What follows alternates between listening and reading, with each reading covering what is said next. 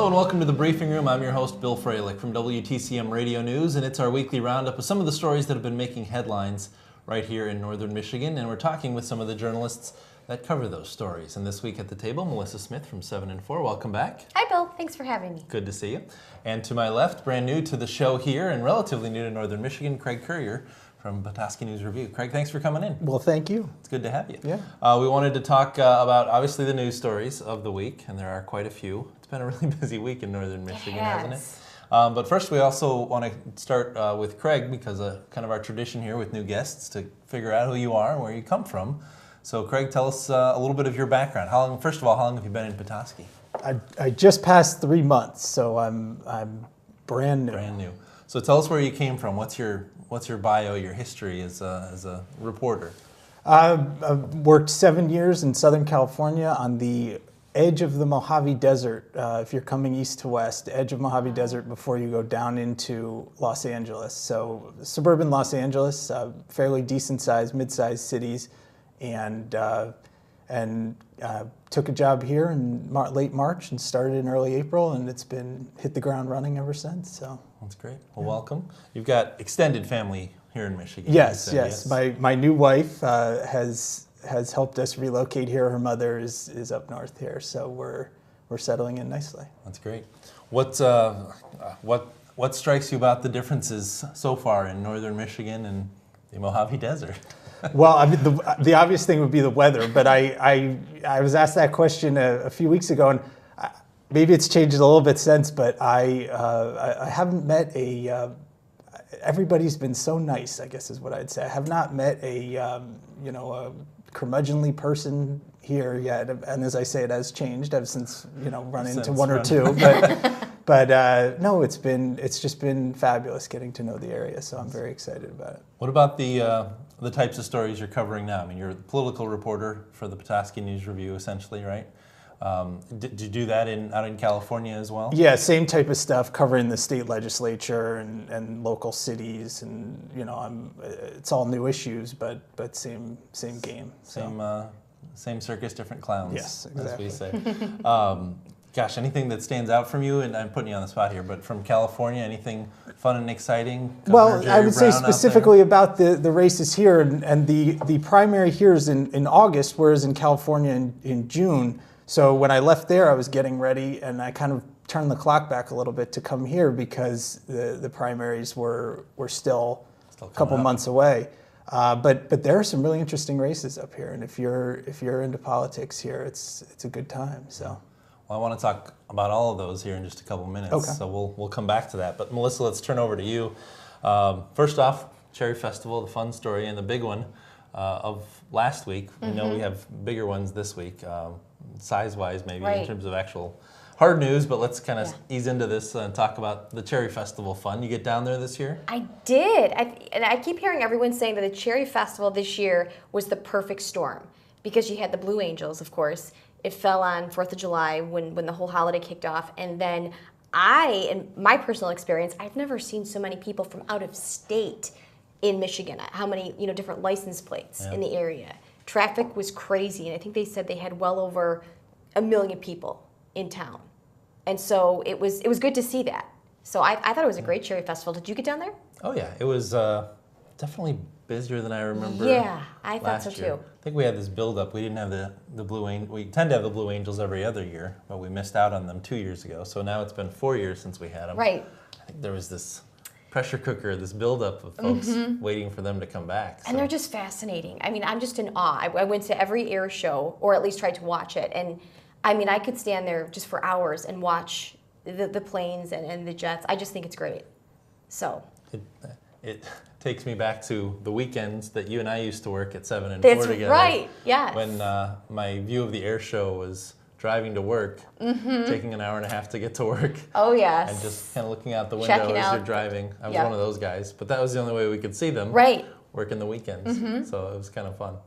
But good stuff. Any highlights for you from Cherry Festival? I went to other favorite moments. Yeah, I went to some of the concerts at the Bayside or the Bayside Music Stage down at the open space. I saw Gin Blossoms, Collective Soul. I like '90s rock music, and so I saw a lot of that. I saw the They had the Sugar Ray down there, Uncle Cracker, Blues Travelers. So Smash Mouth. Smash Mouth. So that was a good concert. And I thought they had some big names. Concert, wasn't it? What's that? It was the perfect It week. was. It was. So I thought it was a great cherry festival. Crowded, but I mean, that's what you want, so. Yeah, good times. Yeah.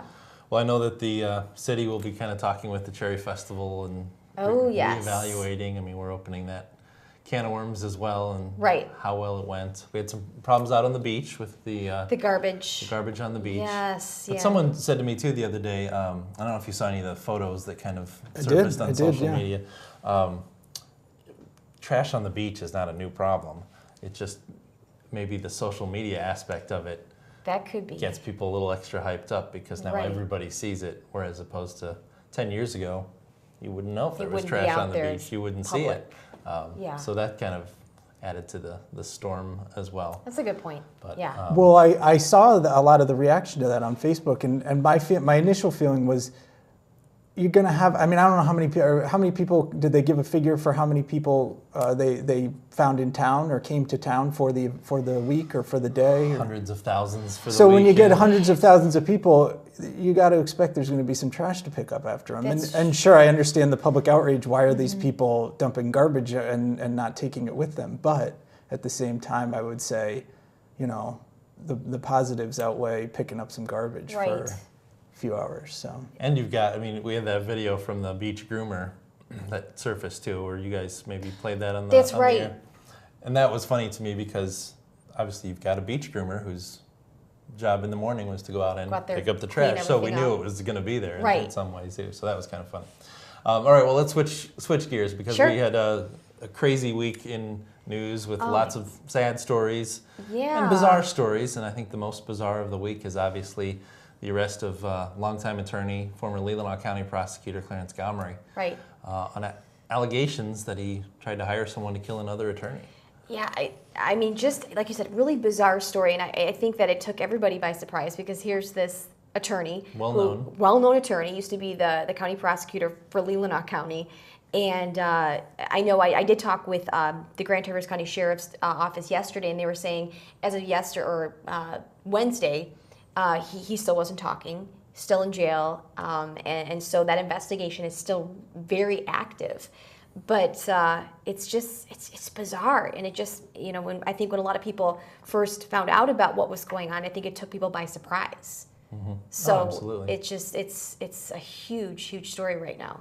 So the allegation essentially that he offered a handyman money to kill another attorney who he had worked against in a real estate deal. Chris Cook. That was last year, if I'm not mistaken, maybe I 2 years believe ago. so, at least It's been a year. ongoing for Right. a while, obviously.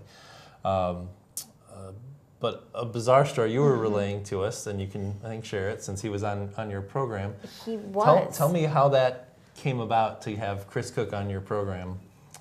What was it, the very next day? Right after this story came out, yeah, a couple weeks ago, Chris had contacted 7 and 4 News, and he basically said, I'm in charge of a blues festival taking place in Grand Traverse County. Can I come on the morning show on 7 and 4 News and talk about it? And we thought, sure, great, because we're all about promoting local events. So, we're going through kind of preparing for the next day in the interviews, and we look at our rundown, and sure enough, it says Chris Cook coming on the morning show. And we all just kind of stopped and we're like, wait a second, is that the same Chris Cook, the attorney who's involved in this huge story? And sure enough, it was. So I contacted him and I said, Chris, first of all, how are you? I'm sorry about the situation. Are you still able to come on the morning show? And he was great. He said, absolutely. I'd still love to come on and promote the event. But I did say we'd have to talk about the obvious, the white elephant in the room, if you're on the morning show. And he was great about that. Well, that's what I was going to say. It's not like you can avoid it. Like, no. we have Chris Cook in the studio. But we're not going to How about the Blues Festival? Right, exactly. So, but he was fantastic. I mean, it was a comfortable transition, and we talked about the obvious and then talked about the Blues Festival. But didn't see that coming. I mean, that was something that we had planned before everything happened. So it was bizarre, I'll be honest. That is crazy. Yeah. And that's one of those ongoing stories. I mean, you could come back here 6 months from now. We could still be Right. talking about what's going on in Oh, court absolutely. with that. how far along did they get in this plot? Well, there was Dale Fisher was the man who allegedly was contacted by Clarence Gomery to kill Chris Cook for $20,000. And Dale Fisher came forward to police and said, I want to tell you about something that I was asked to do, apparently, and that's kind of how everything came to light. Sure. So it's, someone spoke up, and then, I was talking to Chris Cook about it during the interview, and he said, thank God someone did come forward, because it was, obviously his life. Yeah. What did he say? I know he didn't want to say much, and Right. I didn't see your morning interview. Yeah. I was probably still sleeping. You probably were. That's okay. But what did he say? What was he comfortable saying at this stage in the investigation, really? He said, right now, he said he was just so grateful for Dale Fisher for coming forward, so grateful for law enforcement, for the Traverse City Police Department, the Grand Traverse County Sheriff's Office, who are working together on this. And he said that he seemed very calm, which I thought was so impressive. Just very calm. He made light of it, and just said, I'm thankful to be here to talk about a whole different interview. So he made light of it, which I don't know if a lot of people could do. So. But yeah, he seemed in a good state of mind, so that was good to see. Yeah, well, good, nice of him to Yeah. follow through and still be willing to come in. Oh, big time, yeah. Well, good. Another bizarre story from Benzie County, this brush fire that we had. Right. And crews responded down there, and when they put the fire out, they discovered a body. A body, yeah. A woman from Benzie County, Connie Anthony, 58-year-old woman, and just a sad story. They don't really know what the cause of death is yet. They were still waiting for autopsy results, if it was a fire, if it was something else.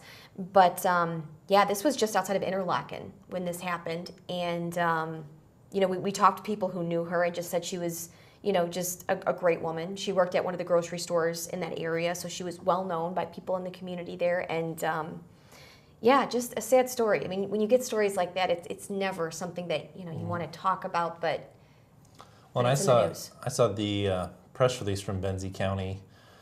Must have been yesterday. I don't remember exactly, but 3 fatalities in a week that they've been investigating for one reason or another. That's the most bizarre. But the fact that there are 3 fatalities is pretty remarkable too. Yeah, we were just saying too. Sometimes in news, it's like you have a slow news day, sometimes a slow news week, slow month, whatever it is, and then all of a sudden things just pile up and add up, and it's been like that for the past couple of weeks. One bizarre story after another. And it's usually when you say it's a slow news week, right, that things start to go crazy. And you never can predict it. You never know No. when it's going to happen, when it's going to come, and sometimes you got nothing to write about. And Right. You don't want these bad things to happen, but I'd take a good thing, just something to write about. Yeah. Have you encountered? You've done political reporting a lot, obviously, in your career so far. But days when you get the call and they pull you off the beat to hit a breaking news story, or Yeah, well, we have at the Petoskey News Review, we have a very good police and court beat reporter, and I would say too that the police and fire action is not nearly as pronounced or frequent, I guess, here as I am used to in California, where it was almost a daily occurrence where there'd be whether it's a fire or bank being robbed or whatever, and we covered an enormous community. There were about 400,000 people in our coverage area, so you'd have any number of events any day. So I experienced that more there. But I like it here because you can kind of say, I want to write about this, and I'm going to write about this week. So yeah, that's cool. And I was going to ask you the same question. It's a little crossover here, but going to Davenport, you left for Iowa for about a year. Right.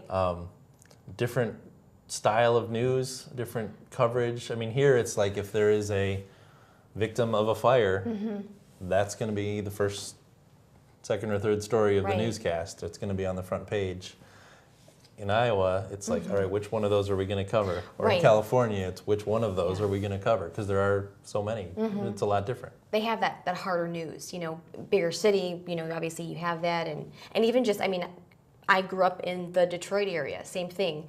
It's pretty typical down there to have a whole block of news, just, I hate to say it, homicides or harder news, as opposed to up here, you don't really have that. So I think, big difference depending on the community that you're in. Yeah. So. Well, Craig, let's turn back to you and talk about some of the big political stories that are going on. Obviously, campaign season is upon us. Primaries are huge right now. In Grand Traverse County, we're looking at, the Senate district, which covers more than Grand Traverse. It heads north a little bit as well for Wayne Schmidt and Greg McMaster. Both looking to take over for Howard Walker, who's not running again, obviously. In your 3 short months here, give us your take. You've had some conversations with these guys already. Well, here's what I hear and I see on our comment posts, on online discussion, get phone calls, wherever it might be when I'm out. People refer to it as though there's 3 candidates running on a ticket, and of course that's not the case. I mean, this isn't the vice president and president or anything like that.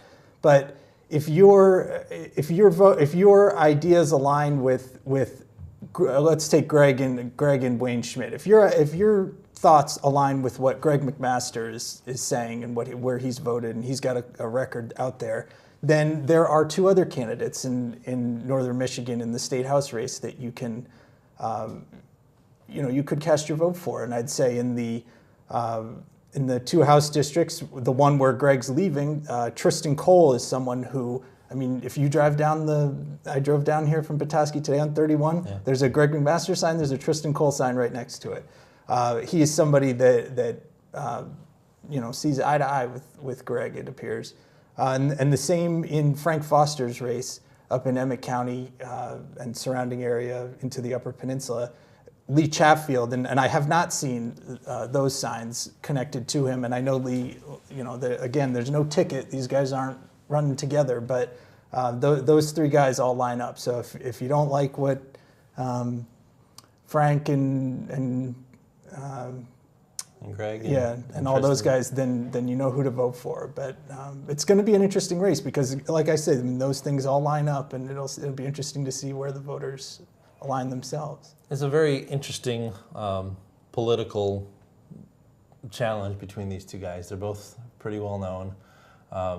Greg McMaster used to work. That's right. He was a weatherman, right? Yeah. For several years. Melissa and I know Greg professionally before he obviously left 7 and 4 for politics. So he's got that broader name recognition. He had a choice to make because he didn't have to give up his state house seat yet. But the timing of this open Senate seat meant this was pretty much his opportunity. Otherwise, 2 years from now, he'd have been done with nowhere to go. But he and Wayne Schmidt are butting heads on any number of issues. Name the issue, really. Well, I would just say in general, Greg is against any sort of tax increase and wants to do whatever possible to shrink government's spending, its influence, whatever it might be. And I wouldn't say Wayne, on the other hand, wants to expand anything by any means, but he's at least open to. The road funding is the number one issue that I hear in my short time here, and Wayne's come up with. He heads the House Transportation Committee, and he's come up with $500 million or so annually, and that's about a third of the problem that the governor has cited, with saying we need to get to $1.5 billion annually, additional money to fund roads. But Wayne has indicated that if this $500 million is passed, then we can start talking about whether we should increase gas tax or sales tax or whatever it might be to get to that additional money. I've asked that question to Greg, and he has said no, repeatedly, no. Yeah. So, and Wayne's formula, or the one that he's aligned himself with, has to do with the wholesale tax and the structure of, and I don't understand all the ins and outs of it, but the structure of who pays that tax and where it comes from. And Greg's response to us has always been, well, if you pass it on to the wholesalers, they're going to pass it on to the mom and pop, and the mom and pop's going to pass it on to you. So either way, you're paying for it. Well, but here's what I find interesting too, though, is that the consumer, the driver, is paying for this, is going to pay for this one way or the other. I mean, I already had a flat since I've been here, and fortunately it was just the tire needed to be patched, and it was $20. But if your rim gets dented or you have some sort of other major damage to your car, you're not paying a tax, but it's the same thing. The money's out of your pocket. So I think that there's something. It's my understanding that something needs to be done. And I've witnessed the roads that I've been on, and they're in poor condition. So you don't see any new blacktop around here. That's for sure. No, not a lot at all. Other issues that you're hearing from these guys? I mean, education is a big one ongoing, but I don't know what else they have told you in your conversations recently. Yeah, education comes up. There seems to be a debate more between Democrats and Republicans about whether under Governor Snyder and under Republican leadership in the legislature, there's been an increase or a decrease in education spending. And of course, the Republicans say, yes, we've put more money in, and the Democrats say, no, it's the other way around. I've tried to do as much reading as I can, looking at what various studies and analysis of budgets, and there are different opinions too there. So depends on which column you're looking at, right? And study and who's producing the study and all that. But Wayne is one of the issues that comes up is Common Core and whether we should be implementing these federal standards into local education, where they'd have to, there's a certain minimum requirement for the different things that they have to learn, and then they're tested on those at the end of the year. And again, I mean, this is a movement that these three guys all seem to align with. Chatfield, McMaster, and Tristan Cole is getting rid of these state standards, the Common Core state standards, which are actually developed on a national basis and implemented in different states, and returning all the control to local governments to decide what to do. And Wayne and Frank Foster and Tony Cutler, who's facing Tristan Cole in the district where Greg McMaster is sitting in right now, all say that what's been implemented already does return that control to the state or to the local governments, and these guys are all misinformed on this side. So again, it's a depending on who you listen to kind of thing. This is, Melissa, why I love newspaper, because no disrespect to you or to radio, to me, but gosh, you guys have the opportunity then to go into a lot of this, do a full page spread on all of this, whereas we're limited to big time. minute and a half. Yeah, no, and there's a couple candidate forums coming up next week, Monday in Sheboygan County and Tuesday in Petoskey at the college there. And that's what I hate about those, is that you go there and it's rapid fire questions and everybody gets to say what they want in 90 seconds or 2 minutes, and the voter's left to just either believe it or not. Exactly. And if you don't, you don't get a chance to then, you can go and look it up, but you don't get a chance to fire back at another question or anything. The Common Core issue has been so interesting to me. I mean, Wayne Schmidt was in the radio station yesterday saying, the way this is written, it gives the option to follow Common Core. Traverse City Public Schools have told us we already do a lot of Common Core stuff. But the phrase Common Core has already become so divisive. And I'm not saying Greg McMaster doesn't strongly believe what he believes, but strategically, it's not a bad move to get on that bandwagon and say, I'm with you guys. I don't like Common Core one bit. And that's just seems to be an emotional issue that does already connect with a lot of people. Well, in this discussion, as I learned in my study of it, I mean, it's going on around the country. There are various different state legislators, state legislatures that are having this discussion and repealing or going back on their decision to implement the standards. At what point? I mean, kids have to be given some basic guidelines for what they have to learn, and I don't know who, is each government going to reinvent the wheel on this? Each local government going to devise its own system? I mean, they're going to start somewhere, and that's what again, not making the case for them, but to say what I've heard from some of these other guys like Frank Foster, that's what they're trying to set up, is give a very basic level for the local governments to say, we want to implement more, or we want to implement the bare minimum. Bare minimum. But in that same breath, like you said, we're not reinventing the wheel here.